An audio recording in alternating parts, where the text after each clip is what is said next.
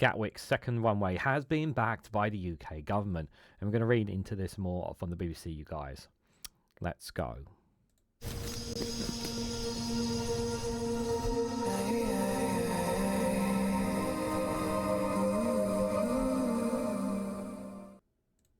Good morning, good afternoon, good evening, wherever you are in the world. This is Reganelite here with an article from the BBC with the headline that Gatwick's second runway has been backed by the government. A second runway at Gatwick Airport has been backed by the government, providing measures to reduce noise are to be put in place. Now, this, even though it has been backed by the British government, I want to stress that nothing has been finalised. There are still many stumbling blocks that need to come ahead before any kind of runway is before any kind of spades get into the ground and changes to be needed. This is also the same. This is also important to emphasise the same when it comes to Heathrow, which we've discussed as well. And there have been obviously some airports up in the north. There, one or two are getting important expansions of some sorts as well.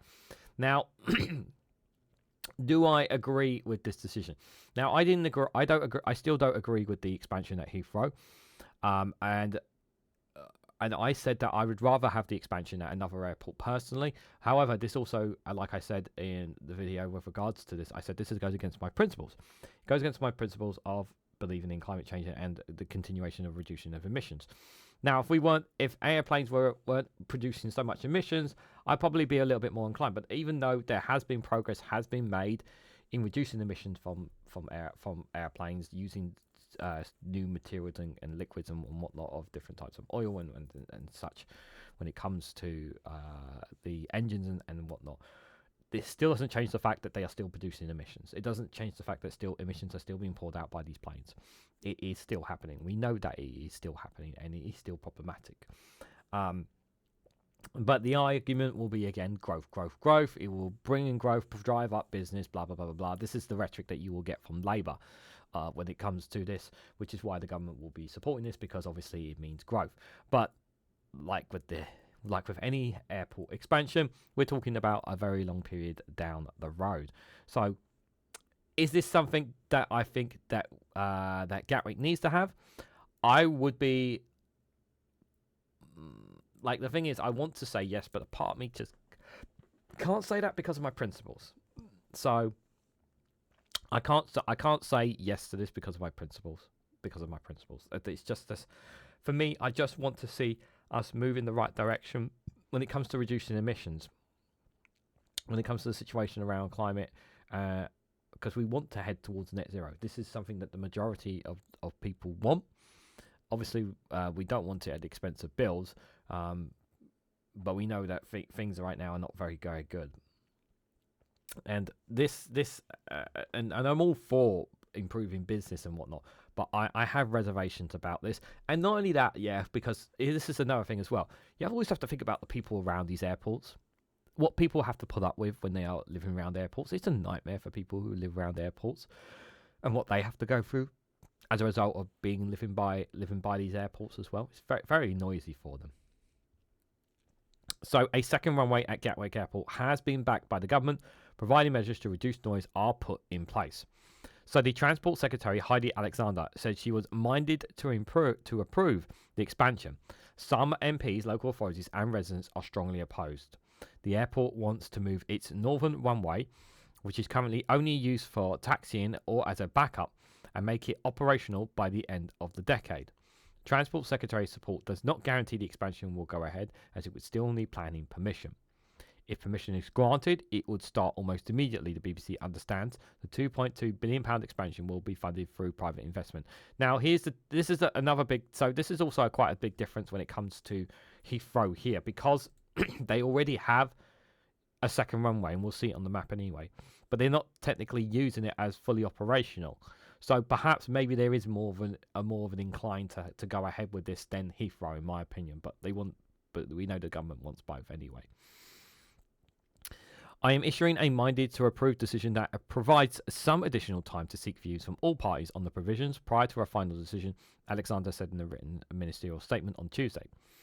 Gatwick has until the 24th of April to respond to demands for it, including measures such as noise mitigation and having a proportion of passengers travelling to the airport via public transport. In its overall plans before making a final decision will be made in October. Stewart Wingate, Gatwick Airport's chief executive, said following the latest announcement that the government has outlined a clear path to full approval later this year and that the airport would fully engage in the process. The Transport Secretary supports the expansion comes as the government is looking for ways to boost economic growth in a bid to boost living standards, with the Chancellor Rachel Reeves backing a third runway at Heathrow last month. Like I said, this is not something that's going to give you growth straight off the bat, okay? Even if they put spades on the bow, even if they made the changes right now. Gatwick in West Sussex is Europe's busiest single runway airport, with more than 40 million passengers using it last year. On Tuesday, Alexander told industry leaders aviation was good for economic growth, and she said was not some sort of flight-shaming eco-warrior.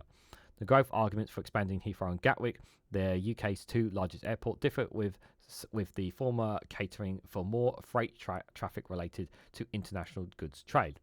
An extra runway at Gatwick would see capacity increase for holidaymakers and business travellers, particularly for short-haul destinations as opposed to Heathrow's longer-haul flights. I'm not going to lie, I use Gatwick because of where I live as a preference, and I personally find Gatwick more... I don't ever like going...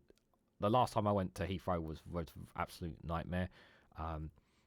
Because Gatwick is closer, and I prefer what they have anyway, personally. But I very rarely fly out. But the times that I've used Gatwick, I've preferred them personally. I have flown out of Stansted and Luton in the past as well. Luton quite a few times, but that's quite a long time ago as well, to be fair. So this is the proposal here. This is the plan to move the runway at Gatwick here. So this is what they're proposing. So the colour in yellow is supposed to be what are going to be new changes here.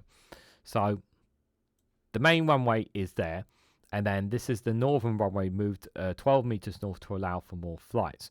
So the proposal is obviously it's going to be right next to the main runway there, but it won't be as long apparently there. But if you think about it, if you look at that, there is a possibility that they can make it a main runway there, and then they'll have to redo the north and south terminals because they'll have to change them there, and there'll have to be some changes around the area as well from the viewings there. This is the source from their website, Gatwick Airport. So Gatwick managers have said that with 55 takeoffs and landings in a busy hour, the airport is full. Being able to use both runways could increase the number of departures by 50,000 a year by the end of the 2030s, the airport argued. It said some 30,000 of those flights are planned to depart from the north runway, which would only be used for departures and not landing. But there is strong opposition to any expansion, particularly from climate campaigners. Greenpeace UK Policy Director Douglas Parr said the extension would not drive economic growth. The only thing that is set to boost is air pollution, noise and climate emissions, he added. Alex Chapman, senior economics at Left of Centre think tank New Economics Foundation, also argued the move would not create new jobs, but it would just shift them from other parts of the country. People are already perfectly able to catch cheap flights on holiday or travel for business, he added. Union Unite backed Gatwick having a second runway, but warned it would need to come with guarantees of well-paid unionised jobs and proper facilities for workers. Bryony Jones, the development director of Gatwick, said a second runway would be a win for everyone. She said it would create more flight slots across both runways. That would allow us to offer new routes, new airlines, new frequencies on existing routes so that passengers have more choice. Sally Bedford, chair of Communities Against Gatwick and Noise Emission, the CAGNE, is worried about uncontrollable noise ramification on the roads, decline in air quality and climate change. She said we can't keep ignoring climate change, and it would be wrong to allow a new bucket and spade runway, as we put it, at the expense of residents and the economy, she says. The group would take legal action through a judicial review if the expansion goes ahead, she added. Gatwick said he has committed to reducing noise levels below those of 2019, with the CAGNE saying it was one of the says it was one of the worst years for noise. On Wednesday, the government independent advisor, the UK's Climate Change Committee, the UKCCC, recommended that to meet the country's climate goals, the amount of planet warming gas releases by the country's aviation sector need to fall by 17% compared to 2003 levels. Some of the pollution from flying, it said, could be reduced by switching planes to sustainable aviation fuel, SAF, and by capturing the planet's warming gas releases. but experts think it could be challenging to obtain the feedstock, like corn, grain, or from waste needed to make SAF. The UK CCC said the best way to reduce the industry's impact on climate change would be to significantly slow the demand for flying. At current levels, demand is expected to grow by 53% by 2040, while the UK CCC said this should be closer to 16%. If people still want to fly, you're going to continue to give it to them. So that's obviously, as long as there is always a supply, and if there's a supply and the demand, yeah, this is problematic.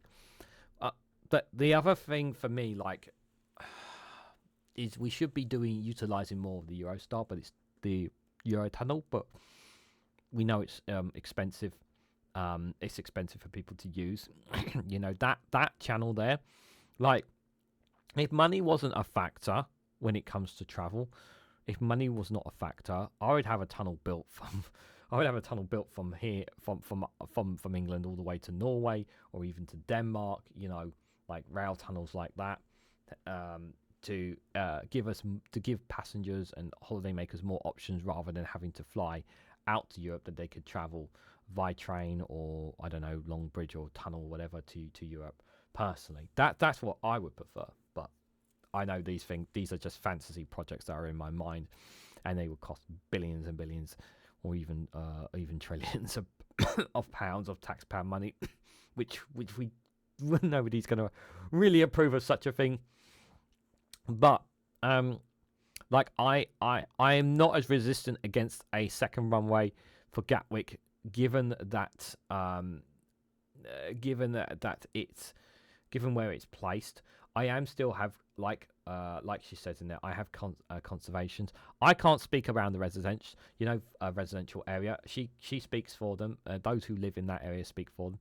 I completely understand the anger and frustration. And as someone who is a strong advocate for reducing emissions, it very does, like I said, it goes against my principles, because I do believe we need to be doing more to reduce our emissions, and this literally flies against it.